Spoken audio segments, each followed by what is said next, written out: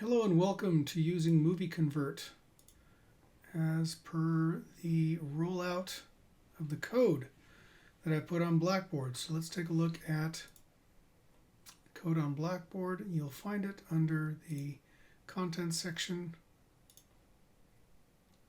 This is for this particular year. It may be somewhere else in successive years. First of all, convert movie 2.0 py. It should download it, and you'll go to the folder, of course. I've downloaded it previously, so it's renamed it for me. But here's what you need to do to get it working. First of all, make sure that you get rid of anything like that, any parentheticals. Make sure it's just convertmovie.py. Secondly, on a PC, you can open it with a text editor, same thing in a Mac. I use Notepad++. But you can use any text editor to open it because the instructions on how to run it are right here in the header. And that is that if you are running a version of Maya before 2022, you got to use this. So copy that. And if you're Maya 2022 or higher, copy this. So this is important to get it running. The other thing is you need to find out where your scripts are being read from. So if you come into Maya here, you can go down to General Editors, Script Editor. That'll bring this up. Same thing you can bring up over here in the corner just by clicking this little lowest rightmost button, and it should bring up the Script Editor. So what you want to do is copy the lines that you need, but before we even do that, you have to find out where your scripts are being read from. So under Script Editor File, go to Open Script, and it should open in the area that you currently have Maya looking for all your scripts. So wherever this is, you need to Control-C, copy that, and open up a file browser. And I'll do this on, what do I not need? Pickies. I don't need that anymore. There we go. Paste. So this is the area where Maya is currently reading all of my scripts from. And I know that by coming in here and saying open script, because you're doing what Maya is going to do when you call a script. It does open script. This is it. So again, cut that location, paste it so that you can know where you need to put it. And then ultimately what you need to do is come into downloads and drag this movie convert over to here. Now I already have mine in the folder here, so it's going to write over it. Yeah, sure, whatever. Go ahead. So I've got this in the right place, and just for cleanliness, you should probably delete it from your downloads file because that's the way I roll. Oh, good, I've deleted something else I don't need. So the way that you can evoke the script, ultimately, remember, is you've got to go in and open up and copy the lines you need. I am running Maya 2018, so I need to use this one. If you are running 2022 or higher, you need this one below. So to bring it up now that the script is in the right place, you should open up a new tab in the script editor. Make sure that it is Python, not Mel, and then paste your information. The word import is colored green, sort of validating that it understands what I'm trying to get it to do. So select all of it and then go to Command, Execute, and it should execute it, and more importantly, bring up the little window here. I highly recommend that at this point you make this a shelf button. So click on a shelf that you're going to use. Custom is a good place. I've made several different shelves for myself, but choose custom so you know where all your custom shelves are. And then come in here and select all of it in the script editor. Go to File, Save Script to Shelf, and then name this Movie Convert. If you want to be clever, come up here to the gear, click on the Save All Shelves, because sometimes Maya has a nasty way of getting rid of things. Get rid of this and just prove it works. Yay, it works. After that, come into the shelf editor, go down to Movie Convert, and what I recommend you use under Maya, I think I'll put this in the script. You could use pretty much any icon that you want if you like to make it pretty. I like to put little icons in here so that I know what it is. You could use what you want. that's just sort of something fun you can do.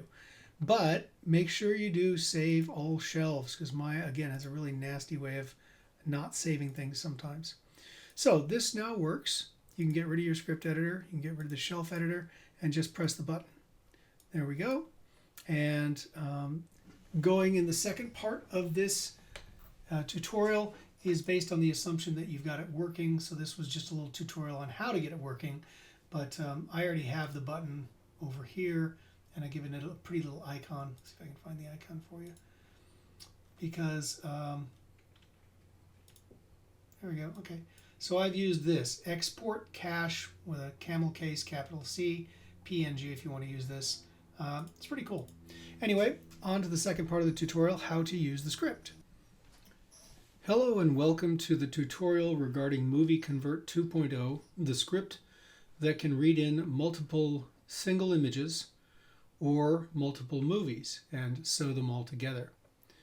So this works under the assumption that the student watching this has installed the software successfully into their shelf to be brought up at any time with just a button click.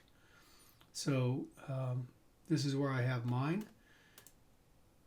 Clicking on it, you can see this is a previous test I was doing, but it brings up an important point, which is that this is going to be successful up until this point right here, because I have read in a movie that is at a different size than the rest of these, and this will not work.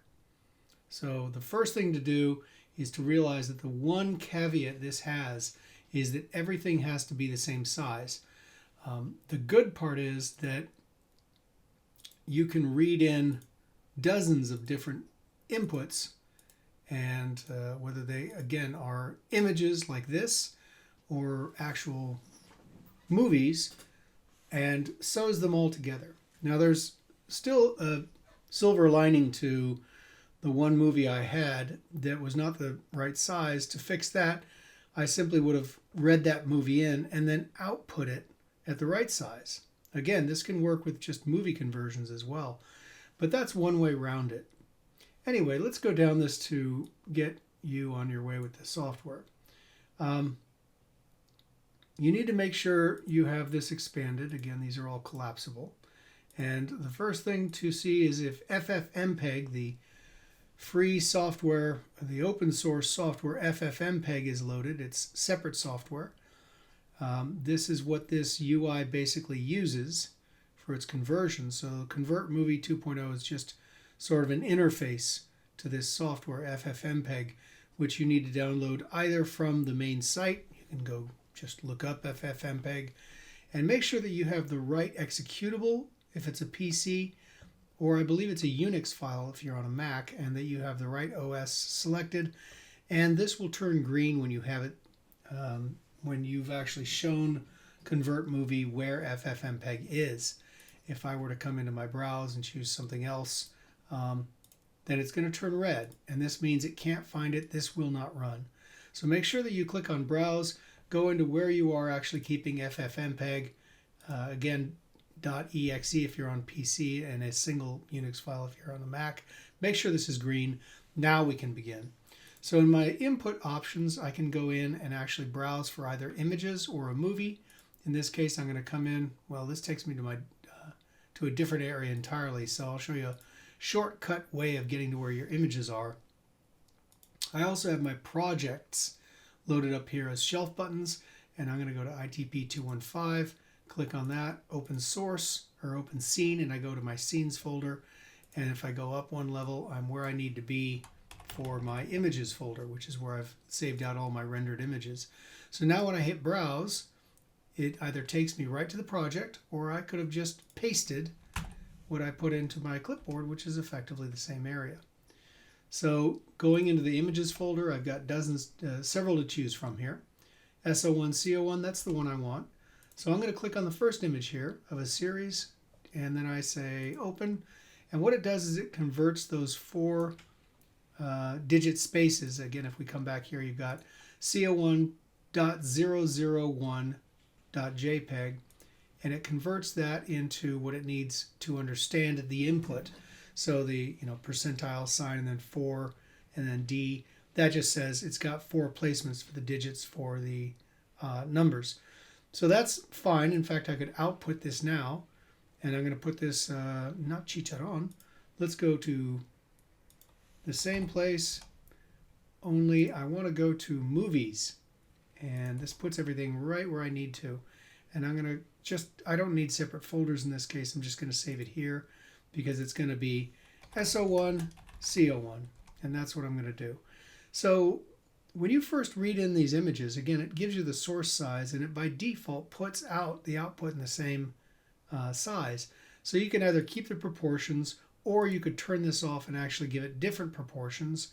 And again, that's a way to fix movies that are the wrong size. So we're just doing this as a test. I'm going to output SO1, CO1 as a movie, and I want to open the output log because I want to make sure that I've got this going in the right place. So let me come here and go to my movies folder so that I can actually see this being made. So here we go. Convert. Input movie has been successfully converted. Excellent. Well, show me the movie. Here we are. SO1, CO1, MP4. Double click it just to verify that it works. And it does. Wonderful. Second thing, I could actually do this per movie. I mean, I could go into SO1, CO2. In fact, let me just do that as a demonstration. I could come up here. SO2, CO1, boom, and now I just change this, and I convert that movie. And I always want to check my work the minute I'm done.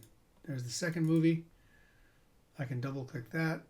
Again, just a real quick check. Always prove your stuff works. I wouldn't do dozens of bits of operations and only then see it. And I could do this to the third one as well, but let's try something different, which is that I'm going to add a source right here, meaning it's going to read in the first movie. So I'm going to go SO1, CO1. If I wanted to do it this way. I prefer converting one movie at a time. I really do, because there's so many options that could go wrong and so many variables that could go wrong. Just verifying all of your work, if you're doing like 9 clips, that's how I like to do it. But if you're confident enough, you know, and you've used this tool enough, then you may want to do this operation, which is that you come in and actually read in each of these sequentially so that you can go in from here to here and then add a third source. So I'm going to read in all my single images because this accommodates it. And I've already got it going to movies, and I've already got it named final. So I should be able to hit this. The given input movie path does not exist for source 1. So this is nice and descriptive. It basically says this does not exist. So let's see what's wrong here. Let's go up a level. SO1, CO1. Does it exist now? Huh? Are you happy, Maya? So from here, convert. Boom, done. All right, let's check it. And now I've got a final movie right here. It's literally all 3 of these single image series. It's not a single image, it's an image series. So clip 1, SO2, CO1, and SO2, CO2. So I'm able to bring these all together into a final movie all at once. Really nice. So you can repeatedly do this. If you're getting problems or errors, just go through it sequentially and convert each of these into a movie and then sew all those movies together. If you can take, all 9 of your clips of images or whatever and just feed all of them sequentially in, and you'll have an output with the understanding that you are adding another, you're adding something every time. So what I would do is maybe just convert the first one into final MP4, then add one and convert them both into final, add a third, convert that into final. Each time you're just adding one step and seeing where things break down, if they break down.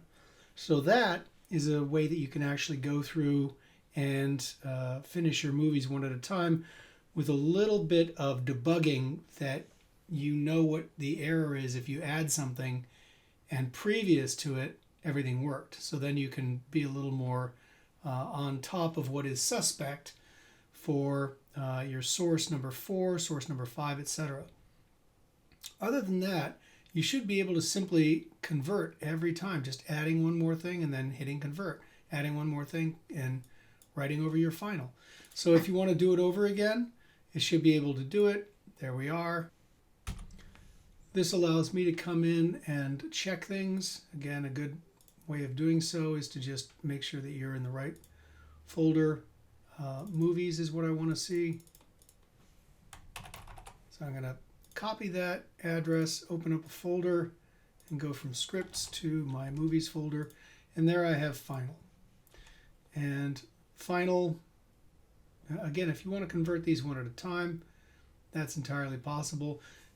You just have to make sure that you are on top of one of the two things that this script cares about.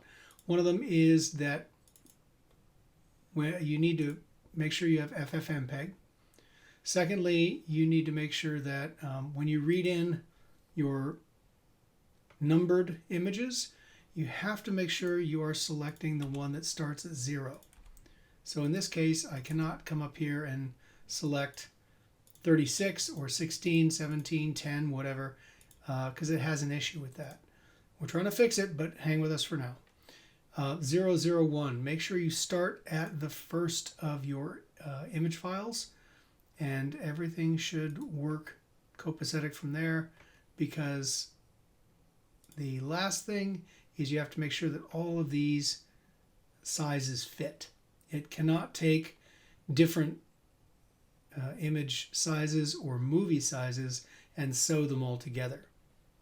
So just be aware of those caveats, and everything should work great, and you should be able to see your final movie grow as you render out the images, convert them, and see your final. All right. Happy movie converting.